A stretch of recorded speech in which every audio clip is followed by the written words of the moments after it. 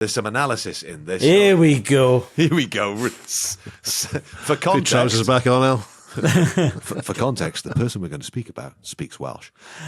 Big for context, for Al's excitement. So, while we're recording this one, the Giro d'Italia is on, and stage 2 of this year's Giro was won by Aberaeron's Josh Tarling. Your first Grand Tour stage at 21? Oh, it's been a long time coming. He's 21. He hasn't done a long time of anything. Flipping tall, isn't he? He is so tall in real life. Yeah. What was he? We were trying to remember. 6'3.5". 6'3.5", I think is he? 192, Jens was saying. He's basically, he lives permanently at altitude. He's that tall. No, he was at a really, really, sorry, he was at a very, he doesn't, he's in, it is. Makes it a relationship difficult when your girlfriend lives at sea level. 24 100ths of a second. Oh, I didn't know it was that, so that is close, eh? He is only the 23rd British rider to win a stage at a Grand Tour. Which, That's incredible, isn't it? 120 odd years. Exactly, yeah. Since Grand Tours started, he is the 23rd Brit, the second Welshman. Bloody hell. And I love that as a fact. Welsh cycling, and oddly, particular West Walian cycling, is in an amazing place because you've got Josh from Aberaeron, Stephen Williams from Aberystwyth, yeah, and then Emma Finucane from Carmarthen as well. Yeah. Josh I was reading his Wikipedia earlier on. He's effectively been a full-time cyclist from the age of 10, just travelling around the UK and Europe, taking part in races. Did his first time trial when he was 12. I mean, what a life. Oh, just amazing. Imagine the thing that you want to do as a kid when you're 10. I want to ride my... You love riding your bike at the moment. But imagine you loved it when you were 10. Yeah. And then the opportunity presents itself because you're good and you start winning national champs at age group level. You do well at the Worlds at age group level. And then someone goes, do you want to be a pro cyclist? We've got a contract here with Team Ineos. Yeah. What, Ineos, who used to be Team Sky? Yeah, I'm fucking in. Yeah, yeah. And that's your life then. My friend Rhys, who I was at school with, was an excellent cyclist, and he was training with the British team in Manchester. I mean, he was doing A-levels with me. But this is in 1998. But I don't think there was, and he was, British champion, all sorts of stuff, I think, from what I remember. But I don't think it was the same career path possible then in 1998 that there is now. Well, no, because the funding within that sort of GB setup is huge. I'm almost surprised that Josh hasn't been pushed down a track route initially. Yeah, yeah. Because he was a good sort of team pursuitist. But there seems to be a little bit more flex there these days moving between those things, whereas before they wanted to lock them down as track. It is also the dedication you need and the mileage you've got to put in, especially if you're at school, is absolutely insane. Like I could ride to school, though, couldn't you? Yeah. But riding in the wrong direction riding in the wrong direction for 30 miles first. I want to go to school in Dundee, man.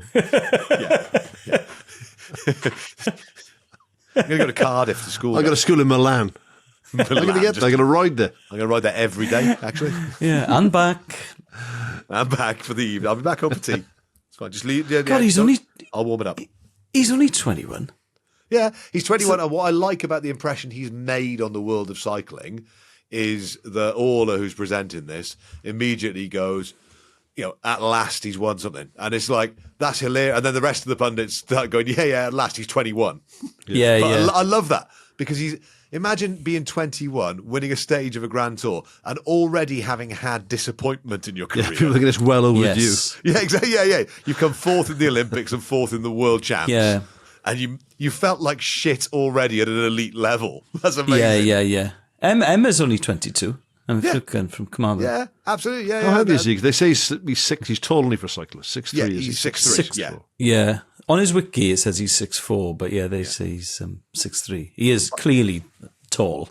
He's big. He's got a big trunk on him as well. So it's kind of the way he sort of folds over then doing the time trial. That looks first of all uncomfortable. How do you make that aerodynamic on a bike? Well, they talk about that which is what this. That's what I like, is the clip talking about how a 6'3", 6'4" cyclist can still be aero because of the way he's tucking his arms in, the way he's kind of making it a flat surface, which watching them train, how do you know the watts? When you see the watts there, Steff, Yes. how do they know that? You get power. They've got computers on a lot of them that go to the On broadcaster. the bike. Just to make it more of an experience for you watching these days. Right. So they kind of do the power outputs. But I like the fact that he compares it to someone like a Wiggins who would have a really fast cadence. So his legs would be going around really fast. Whereas Tarling likes to have massive gear. So like a massive gear on. Yeah. And therefore it's the torque that is more powerful for him. So he's powering a lot more. The science of it, it's amazing. We watched a clip ages ago where the bloke was breaking down how many watts of energy he would need. Yes. How much, I thought, bloody hell. Getting the fuel. It was when incredible. Froome doing a stage on the Giro. Working up the calories to the calorie. You're like, fuck me. And they had loads of mechanics out on the course just giving him bottles of stuff. It was amazing. The only problem with when they talk in watts is that the vast majority of normal people and amateur cyclists haven't had their own watts measured. Yeah. And I think that would really bring home just how fast they go in comparison with a normal person. Alone, yeah. Don't you dare go around and measure my watts. You can't measure my watts. That's my real life. Leave it alone. But, I know so many people who've done a 5K. Yeah. And so then, because you usually time your 5K, you've got a basic idea of how fast you can run a mile. And then when you look at the top marathon runners and realise that you might be running, they might be if you're running doing 6 minute miles, which is good pace, you think it's very, very 4 fast, minute that is. Yeah. 4.5 minutes. Yeah. Yikes. It's silly. But an 8.5 minute mile is a jog, and they're doing 4 minute 20, 4 minute 30 for a marathon. Yeah. So you think, just sustaining that. So I think it's easier to put yourself in the position of a runner because here's my idea for a cycling event. Okay. Make it even more popular. Okay. Retro cycling. Go on. So we get the top people in the field, the top boys, top girls, and we give them like mag burners, grifters, choppers. Yeah. Nice. You know what I mean? I'd watch it. Maximum 3 gears. Yeah. Do you know what? Grifter, no gears. There is an odd... Grifter had red, yellow, and blue gears. Yeah, I didn't have any gears. I had a second-hand grifter, and the handlebar that you twist just didn't do anything. No, I had a new one. Sorry. There's a culture in France and Italy of buying very, very old classic bikes, and they've got lots of bike fairs and stuff. So you can buy a really top. Well, bike I tried, mate. My mate Paul old. listens to this. He offered me he had a classic old 80s racer. So I'll have it, mate. Yeah. But then, I'm not slagging him up, but he found his mother had thrown it away. Really? Yeah. I would quite like an old school. If I was going to ride a bike, I'd want an old school racer. Yeah. Steel frame, you knew you stood, sort of thing, you know what I mean? You knew where you stood with steel. It would rust like... And it was very heavy. Yeah. And if anything, it was limiting your ability to climb hills. Yeah, that's the one. That's what I want. Yeah, Yeah. that's what you want. Okay, cool. Yeah. And one of those helmets with the leather, just the leather, filled leather tubes. Oh, nice. Yeah. Yeah. I've got a time trial. Would you ride a time trial bike, Al? Or would you feel like you look like a...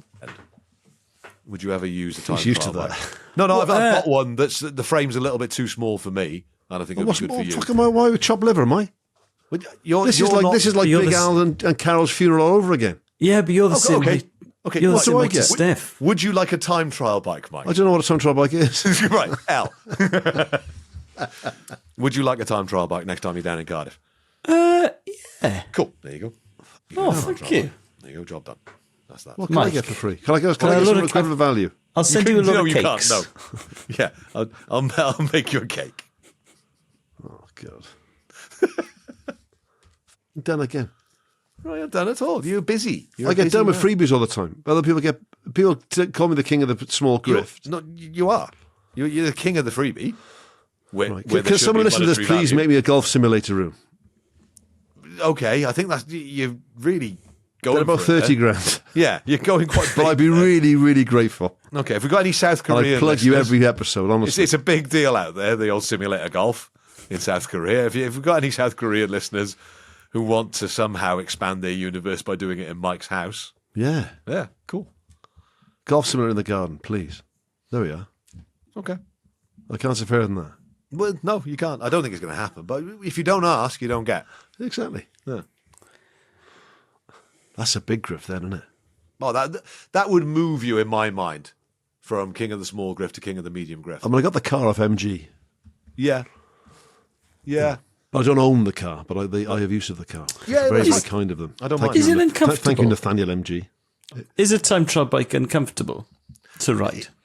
Not really. I think that once you've got yourself in the right, like, if you're going over, like, say, the Cardiff Bay Barrage, that's perfect. Sort of flat road, bombing it. What's the difference? Great fun.